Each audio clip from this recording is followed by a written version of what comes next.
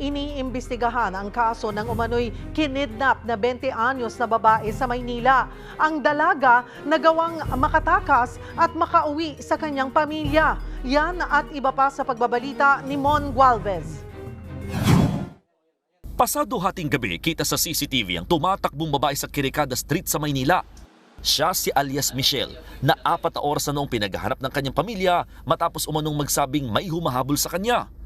Panay ang iyak ni Michelle na pinaniniwalaang kinidnap at nagawang makatakas. Bago nito, huli raw nakita si Michelle na sumakay ng tricycle pasado alas 9 ng gabi nitong Huwebes. May kikitain daw siya na isang dating kaklase sa Balot-Tondo. Pagdating daw niya doon, naglalakad siya, hindi sumasagot yung kausap niya na pupuntahan niya. So ang nangyari, biglang tumutok daw sa kanya ng kutsilyo. Pinaglalakad daw siya manang mabilis, tas wala na, hindi na niya alam. Posible raw na hinimatay si Michelle at nagising na lamang daw ito na nasa loob na ng isang kwarto. Sabi niya, kinulong daw siya nang hindi daw niya kilala. Sinaktan po ba siya? Hindi ko po alam kasi wala pa po siyang nakwento masyado. Nai-report na sa mga pulis ang insidente. Desidido naman ng mga kaanak ni Michelle na mahanap ang salarin para makasuhan.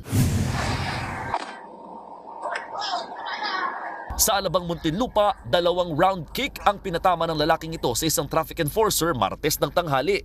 Sa pangalawang sipa, tumalsik pa nga ang sombrero ng enforcer. Nagalit daw ang lalaki nang titikita na dahil sa disregarding traffic officer. Nagpilit po na makalampas doon habang tumatawid ang mga pedestrian. Na naging sanhi ng peligro syempre sa mga tumatawid. Tinikita ko siya, tapos sabi niya, hindi ka mapag-usapan, bastos ka, bilisan mo. Hanggang ngayon, iniinda pa rin ng traffic enforcer ang pananakit ng katawan mula sa mga suntok at sipa ng rider. Sabi ko, black belter ata to eh.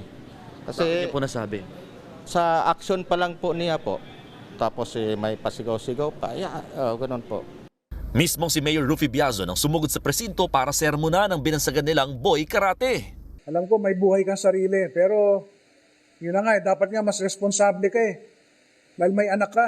Paglilinaw ng rider, pauwi na siya noon sa Quezon City habang angkas ang kanyang misis. Dala lang daw ng init ng panahon at mga problema kaya uminit din ang kanyang ulo. Humingi po ako ng paumanhin. Dala lang po ng naging mainit ang ulo ko. Kaya nagawa ko po yun. Pero pinagsisihan ko na po yun. Nilinaw din niya na hindi siya black belter. Sa kabila nito, sinampahan pa rin ng suspect ng mga reklamong direct assault at resistance and disobedience to a person in authority. Ako, si Mon Gualvez, para sa 1PH.